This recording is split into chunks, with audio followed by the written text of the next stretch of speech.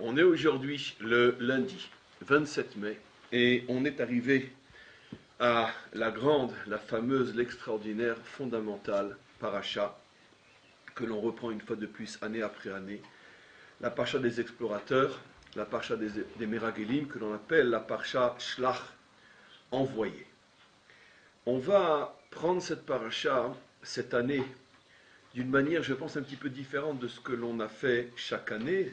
Forcément, on reviendra aussi sur des notions que l'on croit connaître, mais disons qui ne sonnent pas complètement nouveaux dans nos oreilles.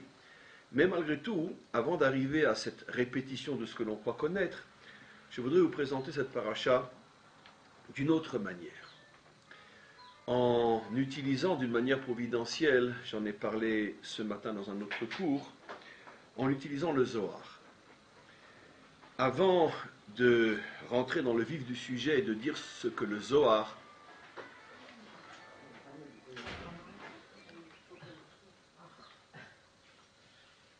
je résisterai à l'épreuve, je ne me mettrai pas en colère. Mais je crois qu'un jour vous aurez ma peau. Très bien. Et donc je fais comme si je n'étais pas très énervé et je reprends mon cours en me tenant à carreau parce que comme je suis enregistré, je dois montrer l'exemple de quelqu'un qui se maîtrise. Mais si on était entre nous, je ne vous dis pas. Quoi qu'il en soit, donc, quoi qu'il en soit, avant de voir ce que le Zohar explique, la manière dont il voit cette paracha, je veux juste préciser quelque chose d'extraordinaire. Vous savez que notre tradition rapporte que la Torah s'étudie selon le mode du jardin, Pardes.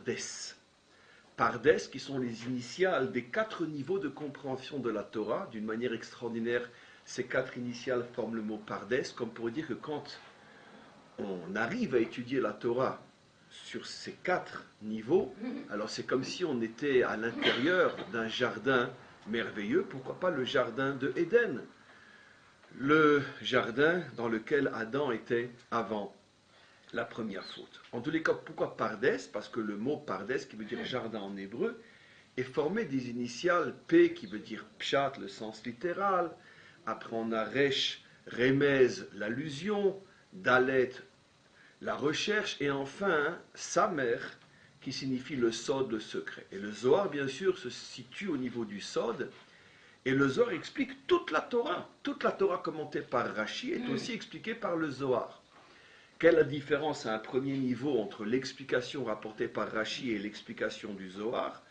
C'est que Rashi se veut le défendeur, on pourrait dire du pshat, comme il le dit constamment, ça veut dire rendre la Torah compréhensible, mais selon, bien sûr, la compréhension juive de la Torah telle qu'elle nous a été transmise depuis Moshe, mais donner une lecture à un premier niveau de la Torah, ce qui est déjà en soi un exploit, car la Torah peut et a été tellement mal traduite, mal comprise et ô combien falsifiée, que déjà arriver à avoir une lecture authentique de ce qui est dit, c'est déjà en soi un exploit.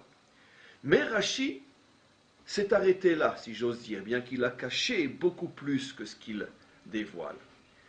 Mais le Zohar, lui, va beaucoup plus loin, ou disons, commence là où Rashi s'arrête.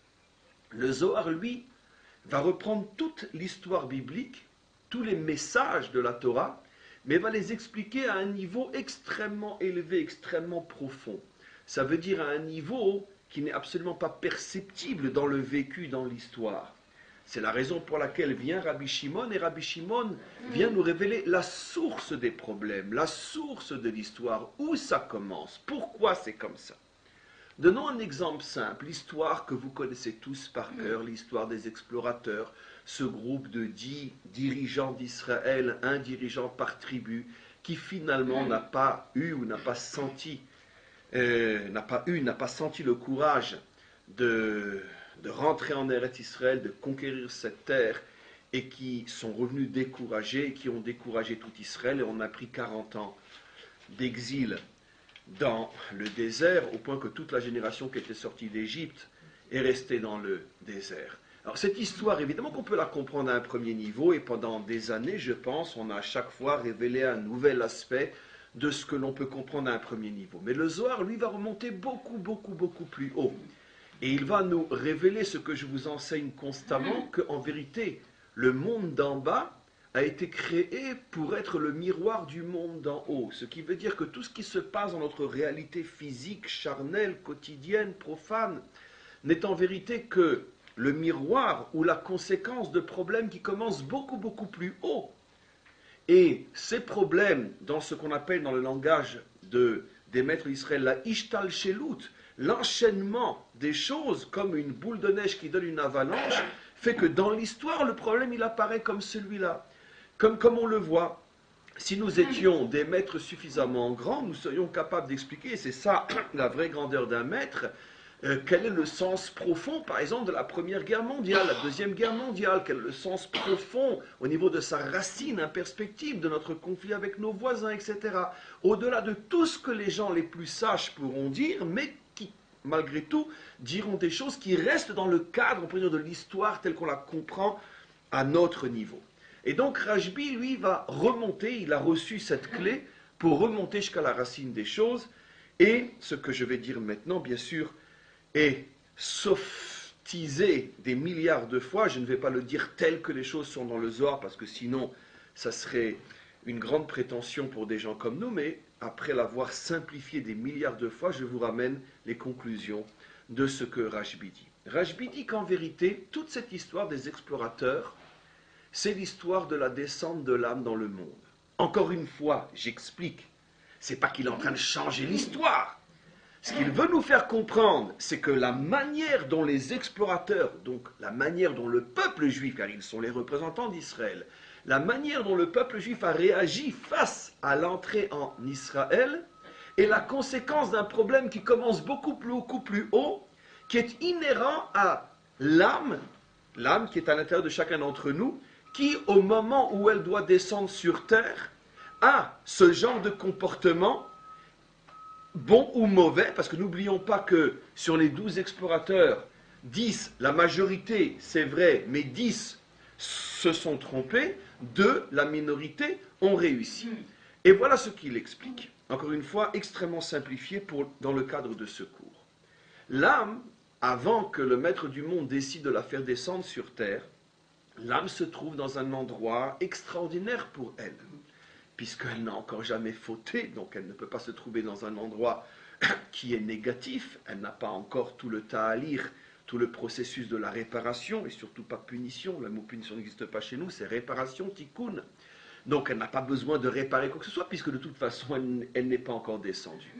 Et l'âme se trouve dans une situation, je simplifie bien sûr, de bien-être, de lumière, de bonheur, qui fait que pour rien au monde, elle a envie de descendre sur terre.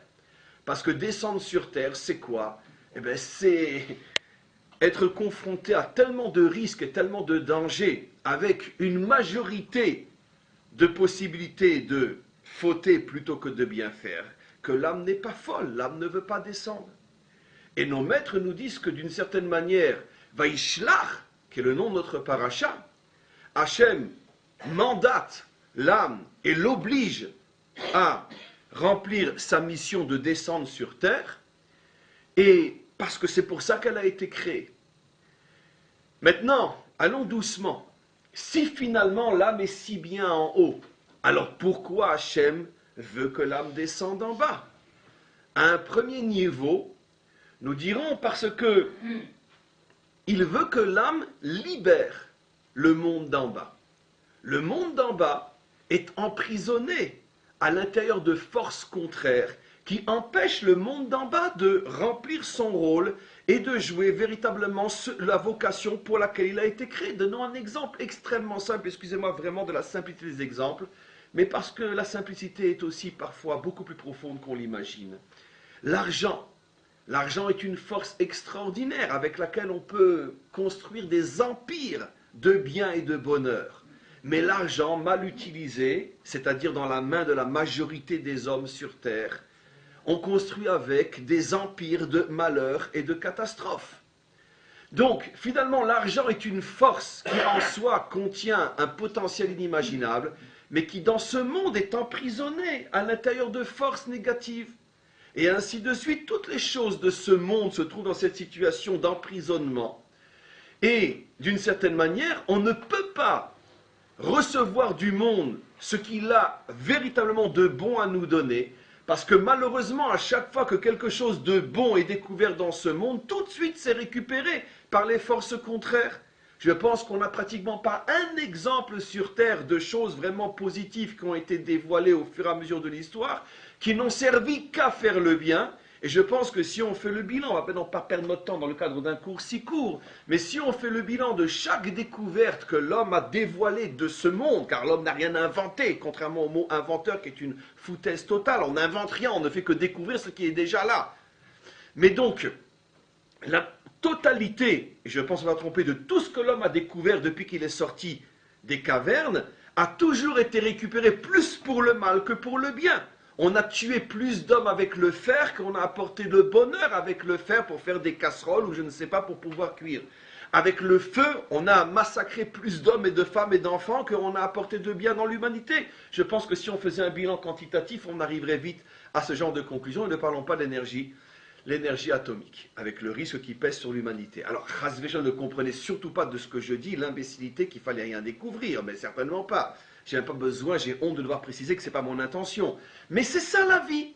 La vie, c'est un monde extraordinaire qui malheureusement est constamment repris, volé, capturé, dérobé à sa cause parce que des forces négatives s'emparent de ce potentiel-là pour faire avec le mal.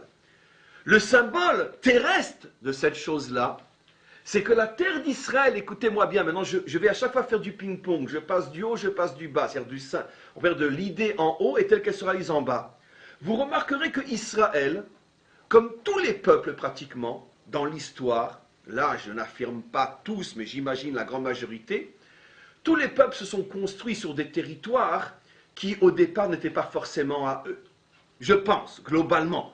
Ça n'existe pas, des gens qui sont venus, ils ont trouvé un désert, ils sont installés. Peut-être oui, peut-être non. Mais en tout cas, quantité de peuples, de civilisations sont nés après des guerres menées contre les habitants qui étaient là avant, et le plus fort a gagné, et est né une nouvelle civilisation. Pas si loin que ça, la grande Amérique devant laquelle tout le monde se prosterne et rend un culte idolâtre, est née du massacre de millions d'hommes et de femmes massacrés sur leur territoire, volés par les Occidentaux.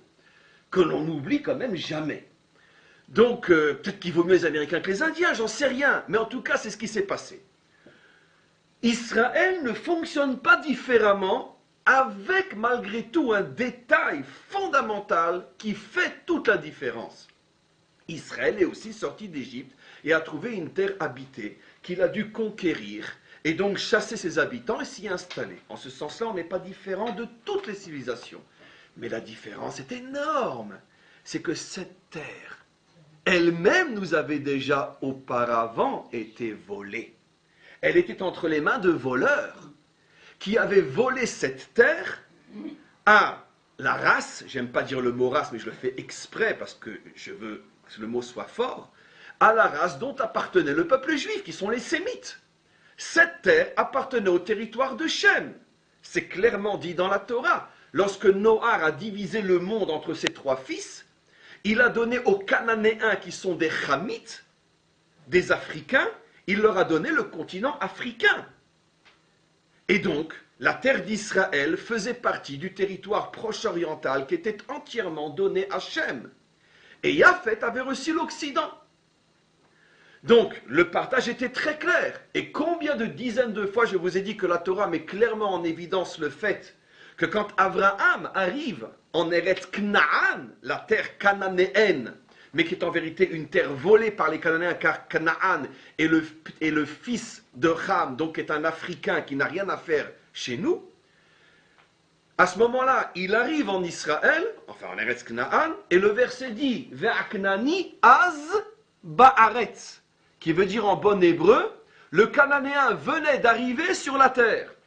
À ce moment-là, az, les commentaires posent la question, que ça veut dire à ce moment-là? On a toujours pensé qu'ils étaient toujours là? Non! Ils étaient en train de conquérir la terre des descendants de Shem, et c'est à ce moment-là qu'Abraham arrive, et Hachem lui dit, sache que cette terre pour l'instant vous est volée, mais elle sera restituée un jour à la descendance de Shem, et comme toi et tes enfants seront les plus illustres descendants de Shem, c'est toi qui reprendras cette terre. Cette terre n'a pas été conquise, elle a été reconquise. La différence est fondamentale. Parce que d'abord, c'est une rectification historique qui est tellement importante, parce qu'il n'y a pas de nouveau sous le soleil, et tout ce qui s'est passé se passe constamment jusqu'à aujourd'hui. Mais peu importe, ce n'est pas du tout le but du cours de dire des évidences qui sont tellement évidentes pour nous qu'on va un jour en crever de rage à force de se le redire. Mais peu importe. Quoi qu'il en soit, pourquoi Hachem a voulu que cette petite différence soit tellement fondamentale? Parce que l'histoire d'Israël en bas incarne, d'une certaine manière, l'histoire fondamentale de l'existence. Et donc, cette terre en bas était entre les mains de voleurs. Israël doit récupérer ce qu'on lui a volé. Parce que c'est exactement la mission de l'âme lorsqu'elle descend sur terre. Elle doit récupérer ce qui a été volé, c'est-à-dire, ce monde est rempli de forces extraordinaires, tout ce qu'a créé le maître du monde. Et on a besoin d'être croyant pour le comprendre. Ce monde est rempli de choses extraordinaires. Le seul dommage dans ce monde, c'est qu'il y a aussi des hommes. Si dans ce monde il n'y avait pas d'hommes, ça serait beaucoup mieux pour nous tous. Bon, on ne serait peut-être pas là non plus, c'est vrai. C'est pas grave. Mais en tout cas, le seul dommage, c'est que ce monde est extraordinaire. La nature, les couleurs, un coucher du soleil, un lever du soleil. Mais comme le maître du monde s'est fatigué à le rendre si beau, quel dommage qu'il y a les hommes sur terre. Quel dommage. C'est la seule chose qu'il a complètement ratée. Enfin, là, on s'est compris. Et c'est dommage. Mais en vérité, pourquoi c'est comme ça? Parce que justement, c'est là que commence tout le projet. Moi, je crée un monde où le minéral, le végétal, même l'animal, car les animaux ne sont pas des assassins, les animaux sont des mangeurs. Et donc les animaux sont beaucoup plus nobles que l'homme. Alvaï qu'on soit un lion dans l'existence, qu'on ne tue que pour manger, ça veut dire que quand c'est absolument nécessaire. On ne tue jamais quand c'est nécessaire, on tue pratiquement toujours quand c'est pas nécessaire. Donc alvaï qu'on soit des lions, qu'on ait le mérite d'être un lion. C'est d'ailleurs, dans le Noussar de la Tfila Sfarad, avant de commencer la prière, on rapporte l'enseignement de Rabbi Yehuda ben Tema qui dit soit comme un lion, soit comme un aigle, etc. Et certains commentaires posent une question évidente pour mieux faire ressortir la réponse. C'est étonnant qu'on dise à un juif soit comme un lion, soit comme un aigle. On est quand même un petit peu plus que ça quand même, non? On est des humains. Non. Alvaï que ton comportement dans la vie soit aussi noble que celui d'un oiseau, que celui d'un animal. Parce que tout ce qu'ils font, ils le font par nécessité, ils ne font de mal à personne. Un animal sauvage ne fera jamais de mal à une mouche. Il n'écrasera pas une mouche s'il n'a pas besoin de l'écraser parce qu'elle est sur son passage ou parce qu'elle le gêne. Mais un homme, il écrasera Stam parce que quoi, t'as une tête qui ne me revient pas, dégage. Ça, un lion sera incapable de le faire. Et donc c'est pour ça qu'il nous dit, Alvaï, que vous ayez les qualités des animaux. Parce que les hommes se sont sous-animalisés. Alvaï. Mais peu importe. Donc ce monde a été volé. Parce que ça fait partie du projet, parce que c'est ce que le maître du monde veut. Il a été volé. Et donc quoi? Il dit aux âmes, finalement les âmes sont des commandos, la vie c'est véritablement un combat, vous allez descendre sur terre parce que je veux que vous me ramiez mon monde. Donnons un exemple dans la vie de tous les jours, vous allez voir cette vision profondément juive de l'existence. Imaginez-vous, nous ça peut arriver tous les jours, mais prenons un exemple pour ne pas faire vivre notre vécu ici dans ce pays. Imaginez-vous un paysan dans un pays qui a femme, enfant, ferme, tout lui réussit, c'est un homme bien, qui a, bon, Hachem, il a ses enfants, ses petits-enfants avec lui, vraiment une vie extraordinaire. Tout d'un coup, le royaume a un problème, le roi appelle à circonscription tout homme en âge de se battre qui doit venir. Il ne va pas dire, écoute, excuse-moi, roi, mais attends, moi je suis bien chez moi. Hein. Il n'y a pas, je suis bien chez moi. Tu quittes ta ferme, ta femme, tes enfants, ton bonheur quotidien, tu viens te battre. Mais enfin, roi, pourquoi? Et c'est moi, personne ne m'a fait de mal. Mais tu ne te bats pas pour toi, tu te bats pour moi. Parce que l'ennemi nous a volé une partie de notre terrain. Et si on ne réagit pas, aujourd'hui il a avancé de 20 km, et puis après-demain il va avancer de 200 km. Et tu veux que dans quelques années tu sois l'esclave de ton voisin? Non. Alors bats-toi pour défendre ta ferme. Parce que si ce n'est pas aujourd'hui que tu te bats, alors que le problème est à peut-être 1000 km de chez toi, dans quelques années, c'est ta ferme qui sera en jeu. Et donc, si tu comprends que tu ne te bats pas pour toi, tu te bats pour le roi. Et en vérité, à long terme, tu te bats, oui, pour, pour toi. Mais au début, tu ne te bats pas forcément pour toi. Tu te bats parce que le roi t'a demandé, parce que tu es dans son royaume, et tu te dois te battre pour ça. C'est exactement ce qui se passe pour l'âme. L'âme, elle est très bien là-haut, mais c'est égoïste. Parce que le maître du monde dit à l'âme, écoute, moi, je n'ai pas créé que ton monde à toi où tu te trouves, ta petite ferme avec tes champs de lumière. Moi, j'ai une partie de mon monde qui a été capturée, il faut le libérer, j'ai besoin de soldats. Tzivot Hashem. La Torah nous appelle l'armée, pas du salut, mais l'armée d'Hachem à la sortie d'Égypte. Ah oui, c'est de l'armée du salut, bien sûr, tout a été piqué de la Torah d'Israël. Donc, on est appelé l'armée d'Hachem. Pourquoi? Mais pourquoi nous appeler des soldats? Des soldats de quoi? Pourquoi des soldats? Et parce que l'existence est un combat. Il faut libérer ce qui a été emprisonné. Et c'est pour ça qu'on reçoit une terre qui est entre les mains de voleurs, parce que l'idée est de faire vivre dans l'histoire ce qui est fondamentalement le projet de l'âme qui descend sur terre. Donc, si l'âme pense en quoi j'ai un intérêt moi à descendre, elle va vite arriver à la conclusion que ça ne vaut pas la peine. Mais si l'âme se dit c'est pas pour moi, c'est pour le roi, pour son monde, automatiquement la vision est différente. Un soldat ne pose pas de questions. Il est appelé, il y va.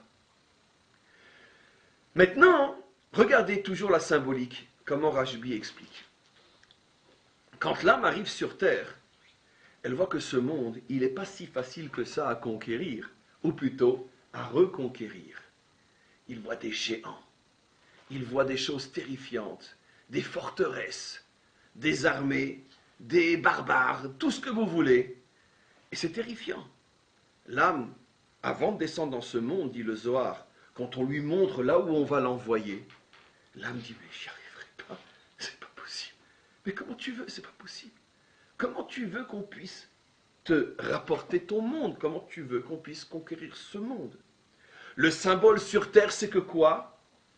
La terre d'Israël, qui ne s'appelait pas encore Israël à cette époque-là, dit la Torah, entre autres à la fin de Parshat Acharemot, était entre les mains des 7 peuples cananéens, les peuples les plus idolâtres, les plus débauchés, les plus corrompus qu'il y avait sur la planète à cette époque-là, au point que dans le langage de la Torah, lorsque tu voulais dire ne sois pas comme un tel, tu disais ne sois pas comme un Cananéen. Ça voulait tout dire.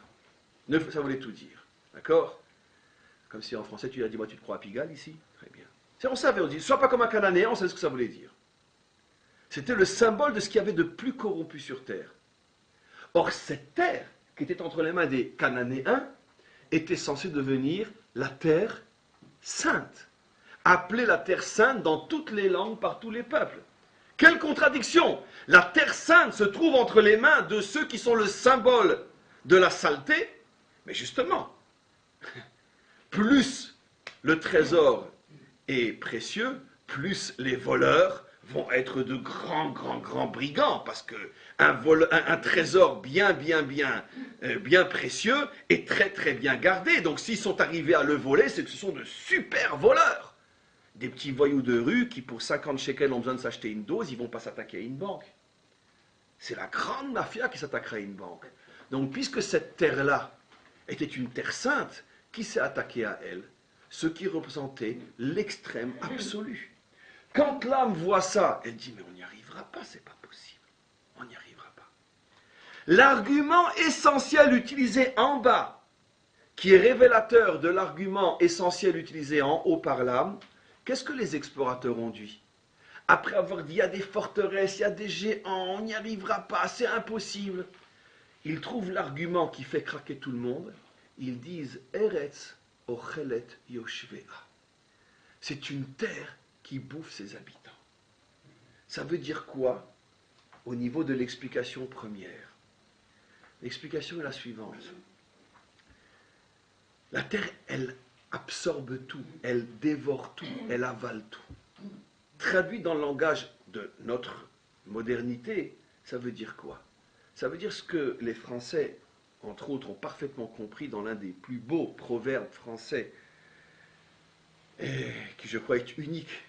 Je ne pense pas qu'il y a d'autres langues qui le disent aussi bien.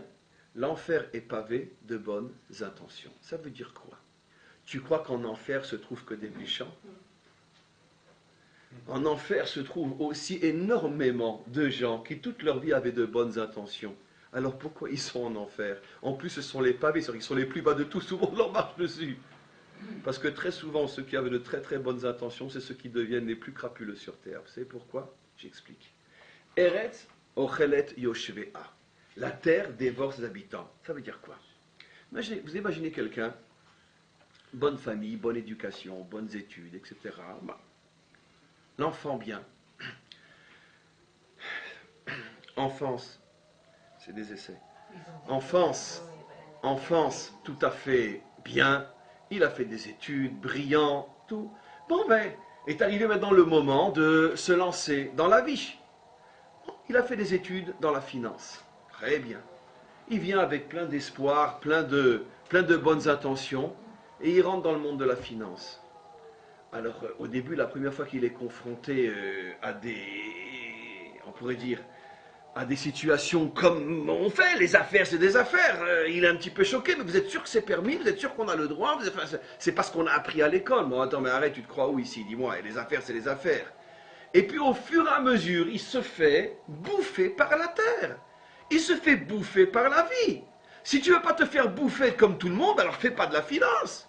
Mais c'est pas que dans la finance, c'est partout. Pourquoi? Parce qu'on a aussi un proverbe très connu en français, un peu plus argot que le premier, pour réagir face à ce genre de situation. Attends, je ne serai pas la bonne part de tout le monde, moi. Attends, moi je vais être le frayeur, on dit en hébreu. Moi je vais être la bonne part, il n'y a que moi qui va être le saint dans l'affaire. Tout le monde s'en met plein les poches, et puis moi non, je vais faire le sainte-nitouche, ça va pas. Donc, ou tu te fais bouffer comme tout le monde, ou bien ben, reste au couvent. Mais il n'y a pas de place pour toi ici dans ce monde. La terre te bouffe, dans tout la terre te bouffe. Tu peux rentrer dans l'eau et rester sec. Tu peux faire de la politique et rester propre. Vous en connaissez un dans n'importe quel pays au monde qui fait de la politique et qui n'est pas sale des pieds jusqu'à la tête. Citons pas de nom, parce que de toute façon c'est perdu d'avance et c'est pas le but du cours. On ne peut même pas leur reprocher de puer. Pourquoi? Parce que c'est le choix qu'ils ont fait. Tu rentres dans une poubelle, forcément, tu sens mauvais. C'est forcément. Et pourquoi? Mais parce que Eretz ochelet yoshvea, parce que la terre, elle te bouffe. Tu ne peux pas faire de la politique aujourd'hui et être moral, c'est absolument impossible. Puisque tout est fondé justement sur le mensonge et la moralité. C'est-à-dire sur l'intérêt qui est le symbole même de ce qui me rapporte, même si ce n'est pas moral. Moi et à ceux qui m'ont mis là où je suis. Très bien. Ok. Donc, il y a des règles dans ce monde, dit l'âme. Eretz ochelet yoshvea, qu'est-ce que tu me demandes, maître du monde? Même si je viens avec plein de bonnes intentions parce que je suis une âme, dès que je vais rentrer dans ce monde, je vais être comme tout le monde. Je vais mal me comporter. Parce que tu as créé un monde qui ne laisse pas la bonne intention prendre le dessus. Pire encore, souvent, quand un homme vient avec de bonnes intentions et qu'il voit que comme tout le monde, il tombe, il devient souvent pire que celui qui au départ n'avait pas de bonnes intentions. Vous savez pourquoi? Parce que la déception, le sentiment de trahison, ça nous fait tomber encore plus bas que celui qui lui n'avait pas de problème de conscience. Parce que quand tu t'en veux, comment j'ai pu? La première fois que tu as volé comme ton patron, la première fois que tu as fait comme tout le monde, la première fois que... Parce que tout le monde le fait, tu l'as fait toi aussi. Tu t'en veux tellement, ça te rend tellement malade que finalement tu te dégoûtes à tes propres yeux, tu ne veux plus te voir. Et c'est pour ça que tu deviens pire que tout le monde. C'est pour ça que les Français ont raison lorsqu'ils disent que non seulement les bonnes intentions sont un enfer, mais en plus ils sont piétinés par tout le monde, ils sont au-dessous de tout le monde. Ce n'est pas une invitation de ne pas avoir de bonnes intentions. Mais ça c'est ce que dit là. Voilà. Elle dit non, on n'en veut pas. Laisse-nous en haut. Rajbi révèle que cette notion, ça va être dans l'histoire le problème des explorateurs. Mais on va expliquer au fur et à mesure. Maintenant, le problème c'est que le verre n'est vide qu'à 80%. Il a quand même 2 gouttes d'eau dans le verre. Sur les 12 explorateurs, 2 ont réussi. Yehoshua et Caleb. Qu'est-ce qu'on comprend de là? On comprend de là que sur toutes les âmes qui descendent sur terre, pour remplir leur mission de ramener le monde au maître du monde, c'est-à-dire de montrer que dans ce monde, on peut extraire tout le bien qu'il y a dans ce monde et faire du bien avec ce monde. Avec Internet, on diffuse la Torah dans le monde entier. Avec de l'argent, on construit le bien. Avec la force, on se met du côté des opprimés, peu importe. Avec l'intelligence, on améliore les conditions de vie terrestre, etc., etc. Maintenant, dans ce combat, il y a 80% de victimes ou de traîtres. Sur 12 explorateurs, 10 se cassent la figure. Il n'y en a que 2 qui réussissent. 2. Et encore, ils réussissent à ne pas tomber dans le piège, mais ils ne réussissent pas à convaincre la génération que c'est eux qui ont raison. C'est-à-dire même les 2 qui réussissent sont simplement 2 qui arrivent à ne pas se laisser bouffer par le système. Ils sont dans le système et ils ne se font pas bouffer par le système. Ça veut dire, si vous imaginez quelque part sur Terre, un homme d'affaires qui est devenu très riche sans jamais faire la moindre cochonnerie de sa vie. Si vous en trouvez un, je pense qu'on pourra peut-être en trouver 1,5, 1 3/4, 2 peut-être, c'est tout. Pourquoi? Parce que c'est impossible. Sauf si on est Yoshua ou Caleb. Mais même ces 2-là, qui sont restés propres, ils sont arrivés à ce que le système ne les bouffe pas. Mais ils ne sont pas arrivés à convaincre tout le monde de faire comme eux. C'est-à-dire que l'histoire de la paracha est, dans un certain sens, pour l'instant, dramatique. 10 sur 12 se cassent la figure en argumentant qu'on ne peut pas faire autrement, ou on est à la yeshiva, ou on est dans les affaires, mais ça ne va pas ensemble. D'accord? Donc quand tu arrives au bureau, tu laisses ta kippa dehors. Comme disait l'autre, soit un juif chez toi et un homme à l'extérieur, Mendelssohn. C'est un petit peu dans cette dimension-là. Et même ceux qui arrivent, même eux n'y arrivent que pour eux. Toute la génération, elle, n'écoute que le langage des 10 qui n'ont pas réussi. Donc c'est pas très encourageant cette paracha. C'est pas très encourageant. C'est une paracha qui est vraiment, d'une certaine manière, dans un premier sens, porteuse d'un grand drame, qui est le drame de l'humanité tout entière. Cette paracha et son message est le microcosme de l'histoire de tous les hommes. Au départ, ce sont 12 explorateurs au sujet desquels Rachid dit « Anashim tzadikim ». 12 tzadikim. Ça veut dire qu'on ne parle pas de gens qui, dès le départ, se sont dit « Allez, pour moi, la vie va commencer, qu'est-ce qu'on peut faire pour kiffer la vie ?» Non. On parle de 12 tzadikim qui tous les 12 partent dans l'intention, si déjà ils sont obligés de le faire, de libérer le monde. 10 se cassent la figure, tombent, mais pire encore, font tomber les autres. 2 réussissent à ne pas tomber, mais n'arrivent pas à sauver les autres. Ce qui veut dire que le bilan de la paracha est, comme nous dit Rashi, 2 destructions de temples et 4 exils. C'est de cette paracha qu'on apprend. Ça veut dire toute l'histoire des catastrophes de notre peuple, c'est-à-dire en français, toute l'histoire des catastrophes de l'humanité tout entière, car Israël est le laboratoire de l'humanité tout entière. Quand c'est la catastrophe chez nous, c'est la catastrophe partout ailleurs. Comme je le répète toujours, et je n'ai pas besoin d'apporter les nuances à ce que je veux dire, parce que je pense que je parle à des gens suffisamment sages. Je répète toujours, c'est vrai, 6 millions de juifs pendant la dernière guerre, mais 50 millions de non-juifs au même moment. La Deuxième Guerre mondiale a fait 50 millions de morts. 50 millions. Ça veut dire que quand ça va mal pour nous, ça va mal pour tout le monde. Ça n'existe pas dans l'histoire qu'Israël souffre seul. C'est toujours dans une situation où si nous souffrons, tout le monde souffre. C'est pas forcément au même moment, comme pendant la Deuxième Guerre mondiale, où c'était inimaginable. Inimaginable. C'est vrai que 50 millions sur l'humanité, c'est moins que 6 millions sur le peuple juif. C'est vrai. Et c'est vrai qu'ils ne sont pas morts dans l'atrocité dans laquelle nous sommes morts aussi. Je ne compare pas, mais je veux simplement vous montrer que Israël est le laboratoire de l'humanité tout entière. Si ça va mal pour nous, ça va mal pour tout le monde. Et à un moment aujourd'hui où Israël, Médinat Israël est en danger, c'est comme on le sait et on le voit, on ne peut plus se promener à Londres parce qu'on risque de se retrouver tout d'un coup à marcher sans tête. Ça veut dire que le problème est partout. Quand Israël est en danger, ce danger-là se propage partout. Partout. Et s'il y a un problème, un danger nucléaire pour Israël, ce n'est pas forcément nous qui sauterons les premiers. Et on ne sautera bien sûr pas. C'est évident que non. J'aimerais pas être à la place de l'Arabie Saoudite ou du Qatar si les Iraniens avaient la bombe atomique. Je pense qu'ils feraient un petit essai d'abord sur les Émirats. C'est évident. Et ils le savent. C'est pour ça que si on doit aller là-bas, ils nous laisseront passer dans leur espace aérien.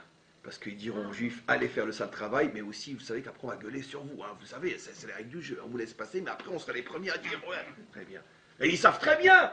Parce que si demain l'Iran a la bombe atomique, c'est fini, il n'y a plus d'Arabie Saoudite. Évidemment.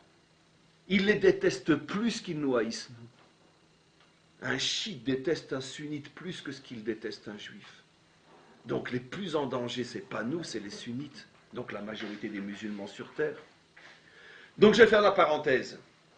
Donc, cette paracha est très dramatique. C'est la paracha de 2 destructions de temples et de 4 exils. Comme le dit Rashi, vous avez pleuré cette nuit-là, et bien vous pleurez dans toutes les générations. Donc l'humanité pleurera jusqu'à la délivrance finale. Et ce n'est pas notre problème à nous uniquement. Les explorateurs ne sont qu'un symbole du problème de l'âme de tous les humains. L'âme ne veut pas faire son travail de vivre sainement dans les 2 sens du terme sur terre, soit parce qu'elle a peur, je vais me faire dégommer si j'ouvre la bouche, d'accord? Et c'est vrai que le premier qui dit la vérité, c'est vrai que dans ce monde, à chaque fois que quelqu'un dit la vérité, ben, on le dégomme. Il n'y en a pas un qui a échappé à la règle. Tous se font dégommer. Et si il ne se fait pas dégommer, alors le système le récupère. Le système est très très fort. Un dirigeant intelligent, quand il a des ennemis sérieux, il n'y a que 2 possibilités. Ou il lui envoie quelqu'un pour lui tirer dessus, ou bien s'il est encore plus intelligent, il le récupère dans le système. Et récupérer dans le système, c'est fini. C'est pour ça que les 2 exemples sont dans notre paracha. Soit on a peur, ils sont armés jusqu'aux dents, soit Eretz Ochelet Yoshvea, ils vont nous bouffer, ils vont nous récupérer. On va devenir comme eux. Pourquoi l'exemple de manger? Au départ, la nourriture est complètement étrangère à celui qui la mange. Nous, on est des humains, ça c'est un fruit. Mais quand tu l'as mangé, la nourriture est devenue exactement comme toi, puisque ça devient une partie de toi-même. Donc c'est ça le sod. La terre, soit elle va nous détruire, soit elle va nous rendre comme elle, c'est-à-dire comme elle en tant que possédée par les voleurs. Voilà le problème.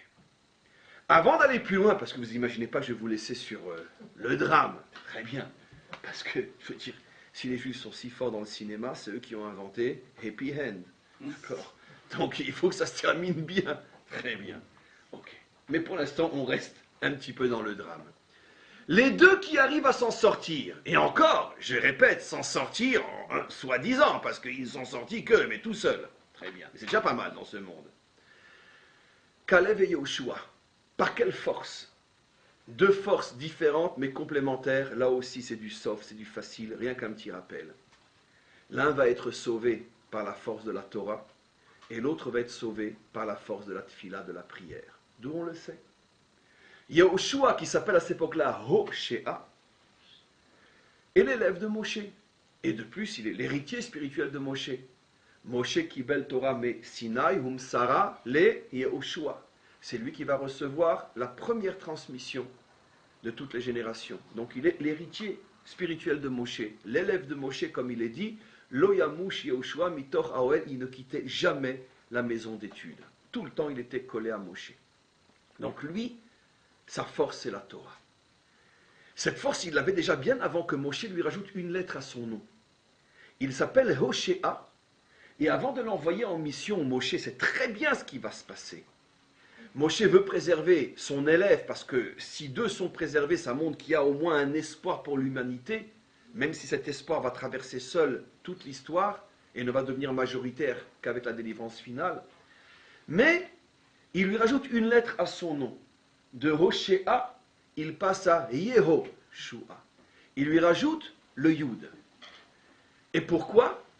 Parce que le Yud est la première lettre du nom divin, Yudke Vavke, le nom ineffable qu'on ne prononce pas tel qu'il s'écrit, qui commence par un Yud.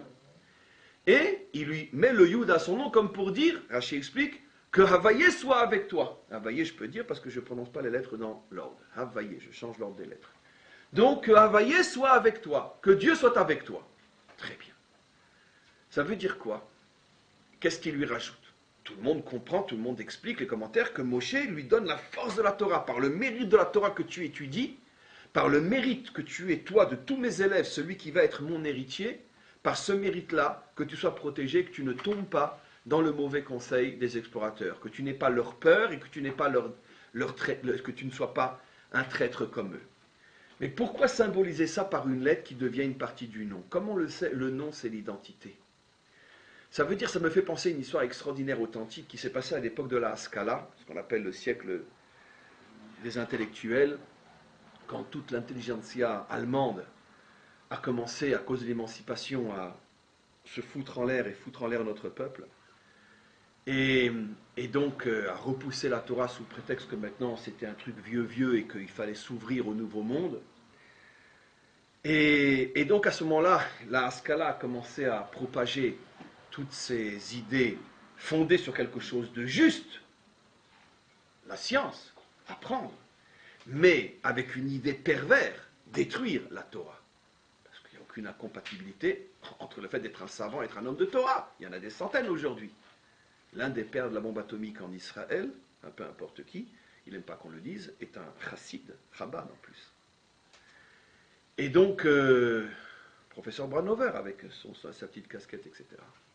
Et donc, il n'y a aucune incompatibilité à être un homme de science. Le rabbi avait 7 doctorats. Le rabbi avait 7 doctorats. D'où? De la Sorbonne. Il n'y a aucune incompatibilité à être un homme de science. Mais la Haskalah voulait se servir de la science pour détruire la Torah. Et donc, regardez, l'histoire rapporte authentique qu'un jour, un grand maskil est arrivé à Brisk, où se trouvait le rabbi de Brisk, très célèbre, une dynastie de rabbanim jusqu'à aujourd'hui. Il y a une yeshiva Brisk à Jérusalem, à Géoula. Et donc, il est arrivé à obliger le rabbi de Brisk de l'époque, c'est une histoire qui remonte à 60, 80 ans, à une grande confrontation devant la Kila pour voir qui a raison.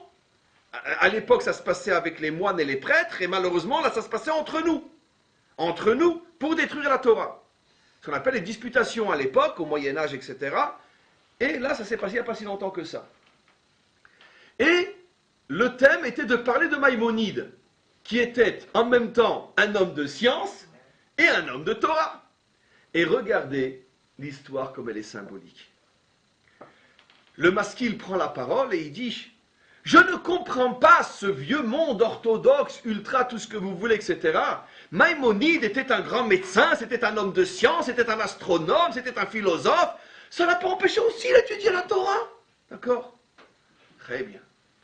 Le rabbi de Brisk a pris la parole, il a dit « Mais je ne comprends pas ce qu'ils veulent les maskilim.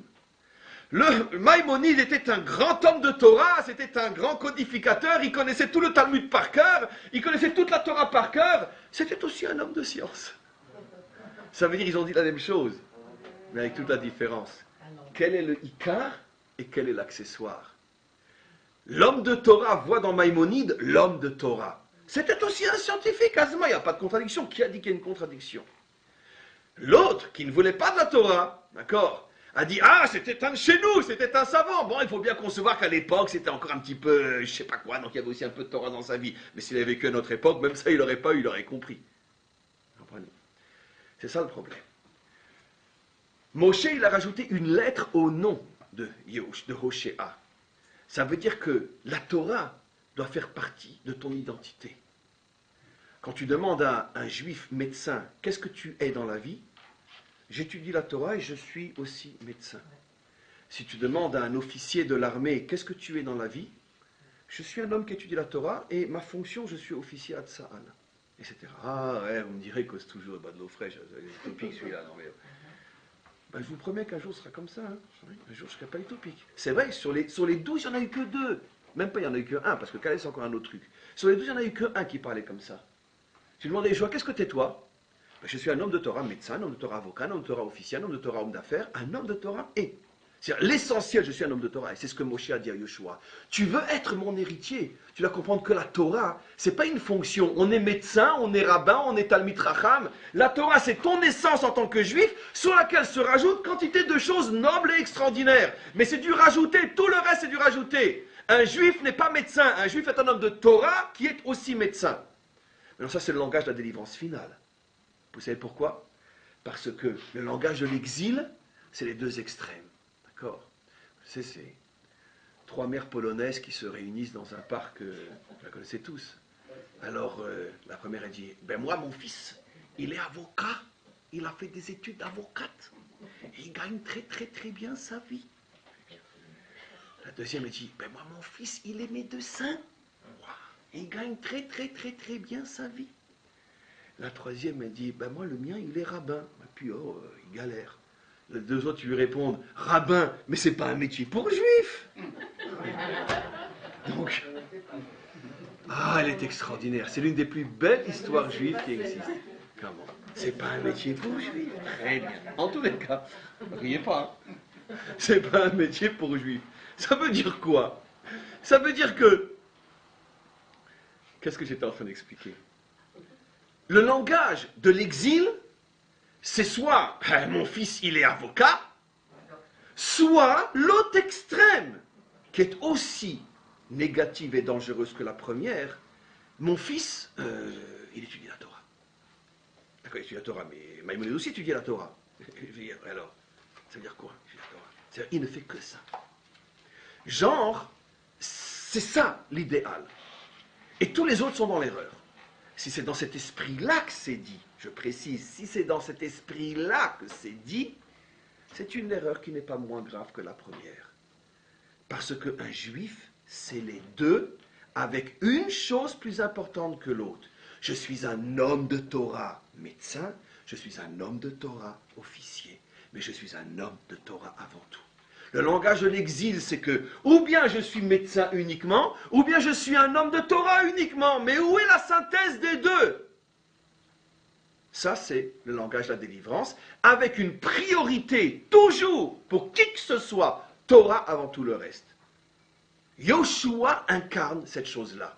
La Torah fait partie de son nom, c'est-à-dire que c'est mon identité. Même lorsqu'après il était conquérant et chef de guerre, et dirigeant d'Israël, donc aussi roi et politique, quand on demandait à Yeshua, qu'est-ce que tu fais dans la vie? J'étudie la Torah. Quoi? Que ça? Non, je suis aussi roi, je suis aussi militaire, je fais des tas de choses, Bekitsu. Mais d'abord, ce que je suis, un homme de Torah. Ça, c'est le juif de la délivrance.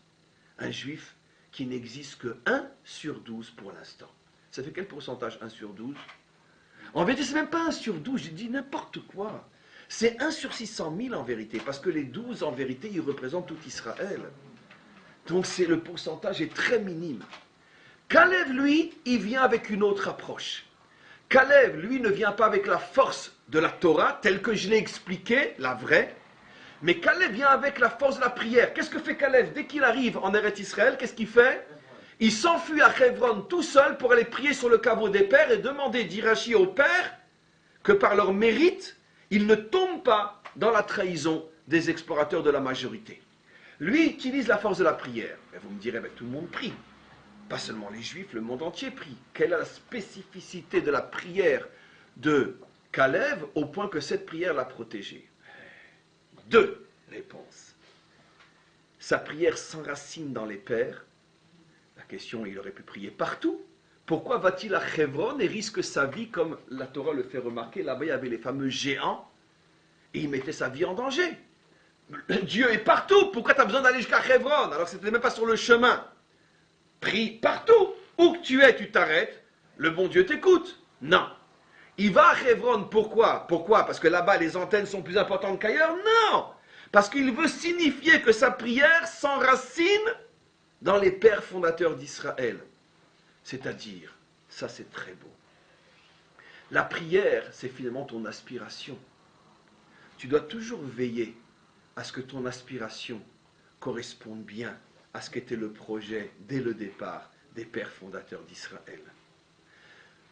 Dans un autre exemple, comme dans une affaire, vous savez ce qu'on appelle les fameuses compagnies aux États-Unis, les affaires familiales.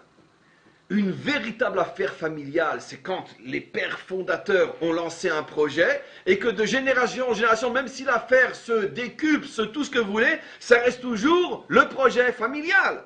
Parce que si le père a lancé Coca-Cola et puis qu'après on se retrouve dans la même firme, on a utilisé l'argent pour vendre du whisky, c'est plus une compagnie. C'est plus une affaire familiale, c'est une trahison. C'est peut-être bien, mais c'est plus une affaire familiale.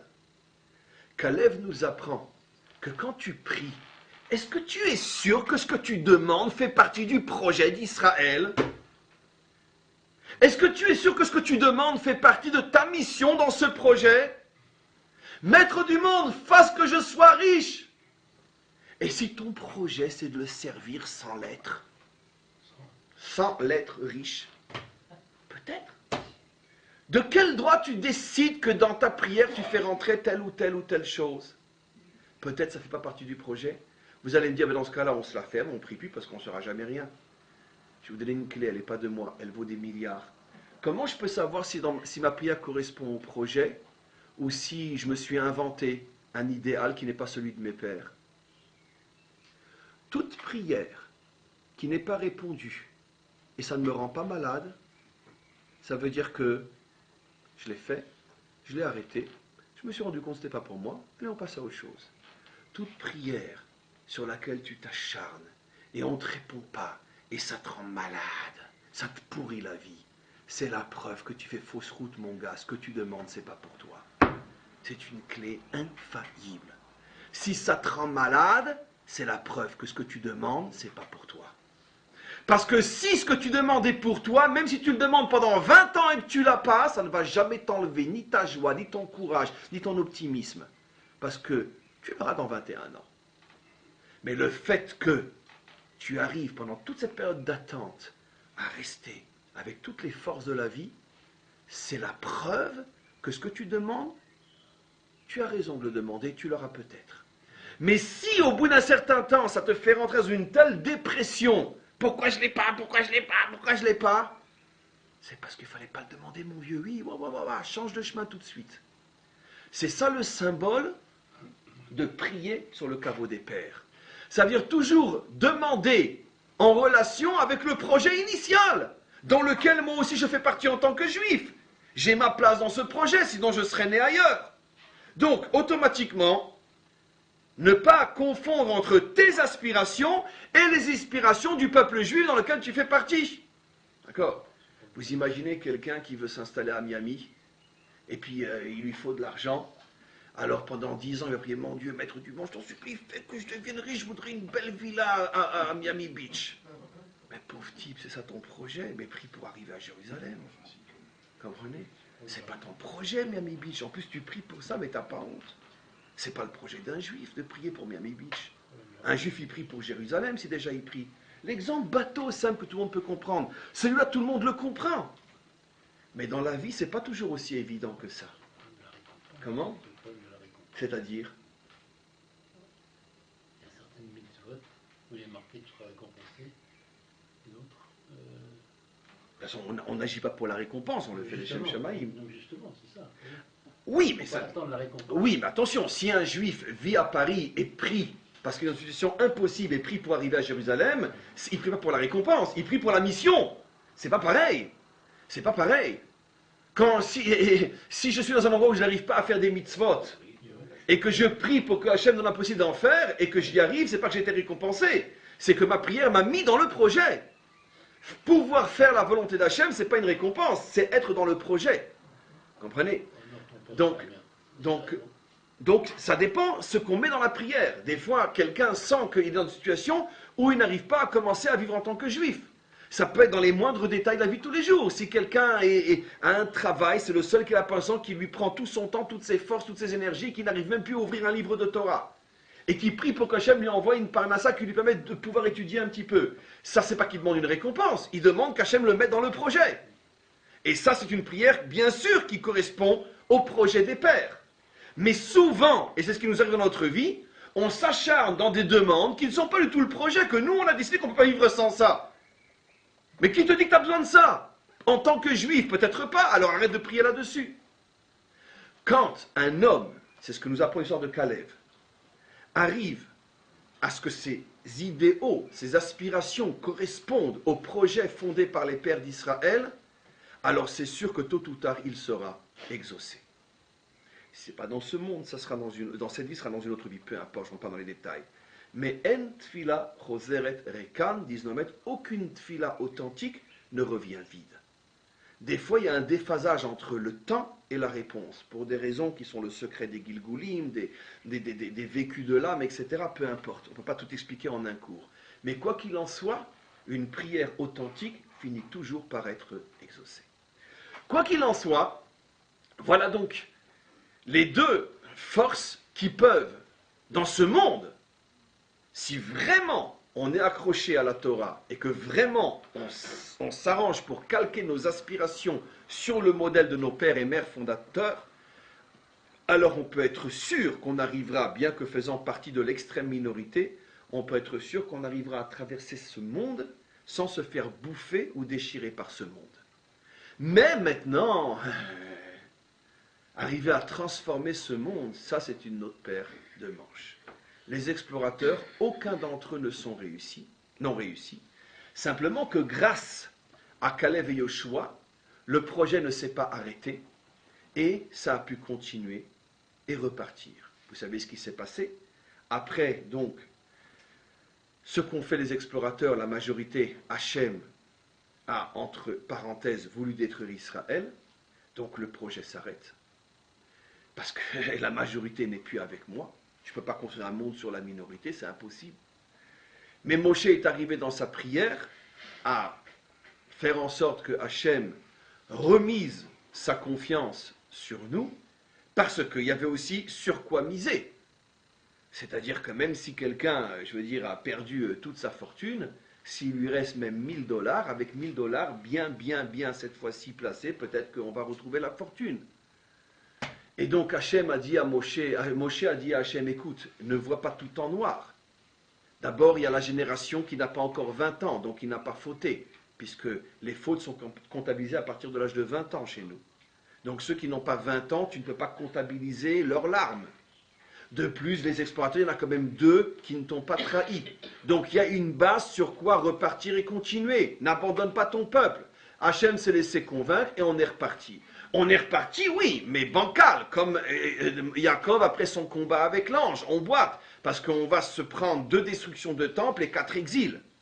Mais mieux vaut marcher en boitant que se retrouver sous terre. Ça c'est clair, on est tous d'accord.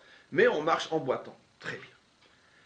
Alors, est-ce qu'il n'y a pas une lueur d'espoir, à part celle-là, malgré tout, est-ce qu'il n'y a pas une lueur d'espoir dans cette paracha? Il est déjà très très tard. Et en quelques minutes, alors que c'est un cours c'est une partie à laquelle il faudrait consacrer plus qu'un cours, la paracha se termine avec une lueur d'espoir extraordinaire qui est la paracha de Tzitzit. Ve'asu lahem tzitzit, vous ferez donc un habit avec des franges aux 4 coins. Le tzitzit est un habit très particulier. On ne porte pas les tzitzit sur un pantalon, sur une chemise, sur l'habillement moderne, on ne peut pas mettre de tzitzit, puisque aucun habit moderne n'a 4 coins. Ce n'est pas des tuniques, c'est des habits fermés. C'est pour ça qu'on porte un habit spécial, ouvert à 4 coins, qui a 4 knafot, qui a 4 coins qu'on met sur soi, sans fermeture, sans bouton, sans rien, de manière à avoir 4 knafot. Se pose une question évidente, comment se fait-il que on nous demande de porter les tzitzit sur un habit qui est très rare d'une certaine manière, qui ne traversera pas l'histoire, et va savoir si même à l'époque, les Juifs ne s'habillaient pas qu'avec des habits comme ça. Il y avait sans doute des habits fermés qu'on attachait, ça n'a pas toujours été un habit ouvert, d'abord même pour les gens de tsniout, de pudeur, un habit complètement ouvert, il n'est pas très de sa loi. Donc forcément, même si le Juif portait des tuniques à la romaine ou à l'hébreu, c'était forcément fermé sur les côtés avec des coutures, pour ne pas voir les côtés et voir en dessous. Excusez-moi de rentrer dans les détails. Donc c'est pas un habit en vérité, c'est un habit inventé, que les Juifs n'ont jamais porté. Effectivement, c'est un habit inventé, qui ne correspond pas à l'habillement, c'est un habit inventé par la Torah, que l'on doit porter sur soi, parce qu'il symbolise quelque chose d'extraordinaire, qu'on pourrait appeler l'habit de la délivrance. Et effectivement, si vous regardez comment Rashi explique cet habit-là, il explique que toute la symbolique de cet habit fait allusion à la délivrance. Pourquoi? Les arba kanfot, qu'on peut appeler les 4 ailes, puisque c'est des ailes, comme elles ne sont pas attachées, ça vole, dès qu'il y a du vent, ça s'envole, font allusion à la sortie d'Égypte, où il est dit « Je vous ai sorti sur des ailes d'aigle ». Donc les kanfot font allusion aux ailes d'aigle, c'est une parabole bien sûr, sur lesquelles on est sorti. Pourquoi 4? À cause des 4 fameux langages de la délivrance.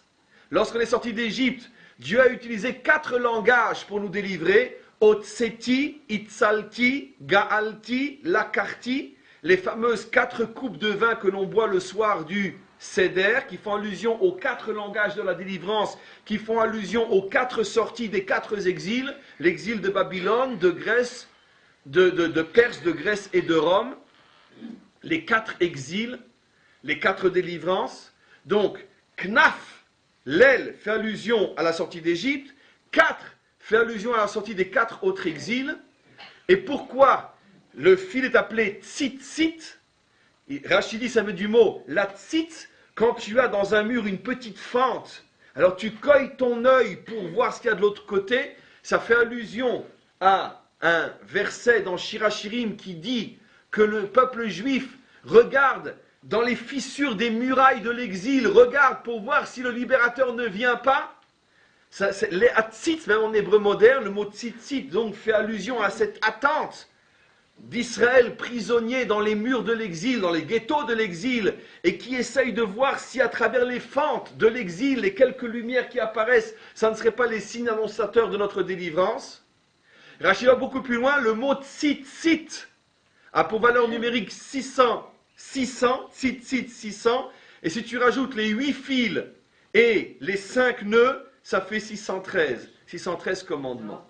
Donc un habit qui fait entièrement allusion à la délivrance et à toutes les délivrances et qui fait allusion aux 613 mitzvot. Voilà l'habit que porte sur lui le juif. Et avec cet habit, nous avons traversé l'histoire. De quoi nous nous habillons?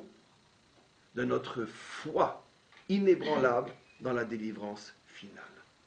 Et qu'est-ce qui entretient cette foi? Tzitzit 613, l'attachement à la Torah. Ce qui veut dire que oui, la Torah se termine sur une pointe d'optimisme extraordinaire, c'est-à-dire que finalement le peuple juif est porteur de l'habit de la délivrance. Cette notion, je la reprendrai dans le cours de jeudi, parce que c'est une notion extrêmement profonde que j'ai seulement rapportée dans ce cours à la fin du cours, mais dans mon autre cours de Chumash, chaque semaine le jeudi, je reprendrai cette notion de tout ce qui se cache dans l'habit de la délivrance. Et cet habit, pourquoi on pourrait dire notre foi dans la délivrance est représentée par un habit? Parce qu'est-ce que c'est un habit? Un habit, c'est ce qui te permet, en te couvrant, de pouvoir sortir dans le monde et agir. Parce que si tu n'es pas habillé, tu restes dans ta chambre. Et donc, vraiment, l'habit est l'instrument de mon action sur terre.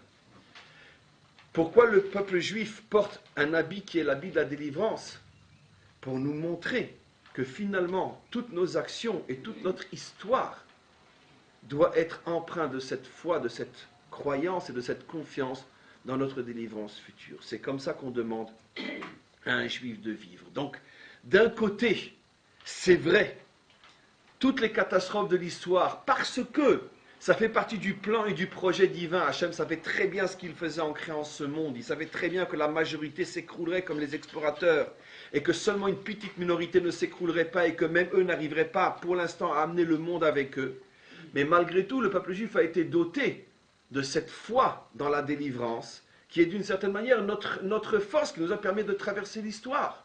Parce que comment se fait-il que nous sommes toujours là, après tout ce qui nous est arrivé, et toujours là à parler de notre délivrance finale? C'est le symbole du tzitzit. Cet habit nous a connectés avec cette foi inébranlable dans la délivrance future, pas seulement d'Israël, mais de l'humanité tout entière. Et donc finalement, tout ça, c'est un grand, grand projet, une grande histoire que nous traversons, jusqu'à la réalisation finale où le tzitzit deviendra l'emblème de la délivrance. C'est assez extraordinaire de voir que les couleurs du tzitzit authentique, c'est le bleu et le blanc, comme on le sait, et toute allusion avec n'est que bien sûr le pur hasard. Et donc, sans doute, un des signes comme quoi le bleu et le blanc de notre histoire contemporaine est bien la preuve que ces deux couleurs, qui sont les couleurs de la délivrance, sont en train petit à petit de ressurgir à l'intérieur de notre histoire jusqu'à la délivrance finale. Amen, Vechen, Yiratzon. C'était un très très bon coup, je suis fier.